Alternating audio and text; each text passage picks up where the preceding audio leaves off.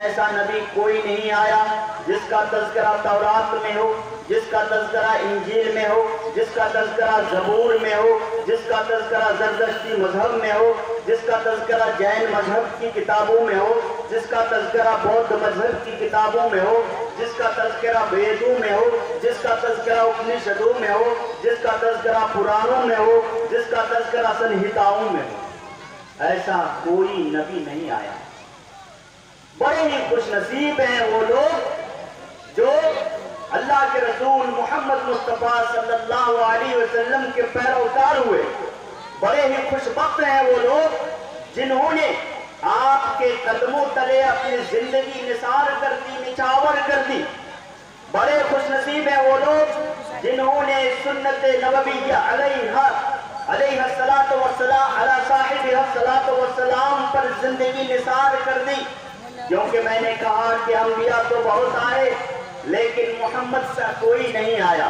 انبیاء تو بہت آئے لیکن آمنہ کے لال کے جیسا کوئی نہیں آیا۔ حضرات گرامی، اگر سنہتاؤں میں جو کچھ محمد صلی اللہ علیہ وسلم کے بارے میں ان کا تذکرہ کیا جائے تو پھر رات گزر جائے گی، اس کا ایک حصہ بھی بیان نہیں ہو سکے گا۔ رسول اکرم صلی اللہ علیہ وسلم کی شخصیت یہ ایسی شخصیت ہے جو دنیا میں سب سے زیادہ جس کی تعریف کی جاتی ہے، اور ایک حیرت انگیز بات یہ بھی ہے کہ رسول اکرم صلی اللہ علیہ وسلم کی جتنی مخالفت کی جاتی ہے کسی نبی کی نہیں کی جاتی، کسی انسان کی نہیں کی جاتی، کیونکہ یہ دنیا ہمیشہ دو خانوں میں بٹی ہوئی ہے اور بٹی ہوئی رہے گی۔ ایک پر اللہ تبارک و تعالیٰ کا نظام چلتا ہے اور دوسرے پر ابلیسی نظام رواں اور دواں ہوتا ہے۔ لیکن یہ حقیقت ہے، جاننے والے جانتے ہیں، پہچاننے والے پہچانتے ہیں، پڑھنے والے پڑھتے ہیں، یاد کرنے والے یاد کرتے ہیں کہ غیر مسلموں نے، انگریزوں نے، ہندو بھائیوں نے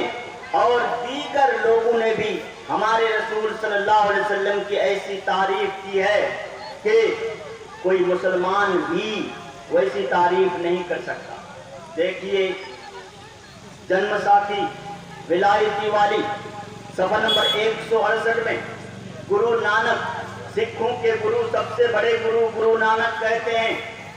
کہ اول نام خدائے دا،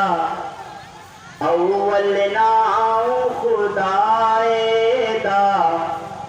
اول نام خدائے دا، در دروان رسول، اول نام خدائے دا، در دروان رسول، شیخانیت راس کرتا درگاہ پوی قبول، سکھارے درگاہ پوی قبول۔ یہ میری بات نہیں ہے، یہ کسی مسلمان کی بات نہیں ہے، یہ کسی عالم کی بات نہیں ہے، کسی فاضل کی بات نہیں ہے، محمد مصطفیٰ صلی اللہ علیہ وسلم کے کسی متبع اور پیروکار کی بات نہیں ہے، بلکہ سکھوں کے گرو نانک جی جنم ساتھی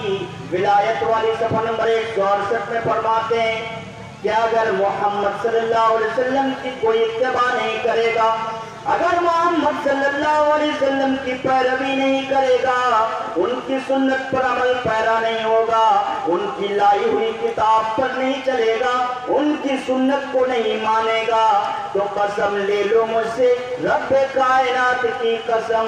وہ اللہ تبارک و تعالیٰ کی رضا جوئی کبھی حاصل نہیں کر سکے گا، بلکہ اللہ تبارک و تعالیٰ کے دربار تک کبھی نہیں پہنچ سکے گا۔ حضرات گرامی، یہ چھند ہے، اور یہی گرو نانک سکھوں کے سب سے بڑے گرو، آپ جانتے ہوں گے، وقت کی قلت کی وجہ سے تفصیل میں نہیں جاؤں گا، لیکن وہی کہتے ہیں، وہی جنم ساتھی بہاری والا صفحہ نمبر 195 میں کیا کہتے ہیں وہ ذرا سن لیجئے۔ وہ کہتے ہیں، گرو نانک جی کہتے ہیں کہ जो कोई भी मोहम्मद की इत्तिबा नहीं करेगा, जो कोई भी मोहम्मद की पैरवी नहीं करेगा, अल्लाह तबारक व तआला के दरबार में उसको रसाई हासिल नहीं होगी। अल्लाह तबारक व तआला उसका कोई अमल कबूल नहीं करेगा, बल्कि उसके हर अमल को ज़ाये कर देगा। मेरे दोस्तों और भाइयों, गुरु नानक जी कौन थे ये आप जानते हैं, सब कुछ आपको पता होगा। वो कोई मुसलमान नहीं थे, बल्कि उन्होंने एक मजहब की बुनियाद डाली और उस मजहब का नाम सिख है। सिख मजहब है, लेकिन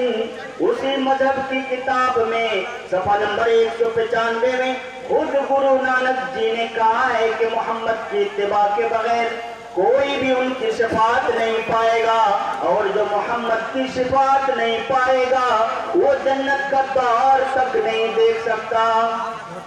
हजरत गिरामी, ये गुरु नानक जी के अक़वाल है, और इन्हीं अक़वाल को और गुरु नानक जी के अकायद को देखते हुए गुरु अर्जुन, जो सिखों के 5 गुरुओं में से एक बड़े गुरु हैं, उन्होंने कहा, गौर से सुनना, अठे पहर भोंदा फिरे, अठे पहर भोंदा फिरे, कावन संदड़े सूल, अठे पहर भोंदा फिरे, कावन संदड़े सूल, कावन संदड़े सूल। वो कहते हैं कि जो मोहम्मद की पैरवी नहीं करेगा वो दुनिया में 8 पहर भटकता रहेगा। मुसलमानों, अपनी खुशनसीबी पर जितना भी फख्र करो कम है कि तुम्हें वो रसूल मिला है, तुम्हें वो नबी मिला है, मोहम्मद मुस्तफा सल्लल्लाहु अलैहि वसल्लम की सूरत में वो रसूल मिला है, वो नबी मिला है कि जिसके बारे में गुरु अर्जुन कहते हैं कि जो मोहम्मद की इत्तिबा नहीं करेगा, जो उस रसूल की इत्तिबा नहीं करेगा, वो दुनिया में 8 पहर भटकेगा, कहीं भी उसको जाए पनाह नहीं मिलेगी। और आगे का कि दोज़ख पौंदा क्यों रहे, दोज़ख पौंदा क्यों रहे जा, नाचित हुए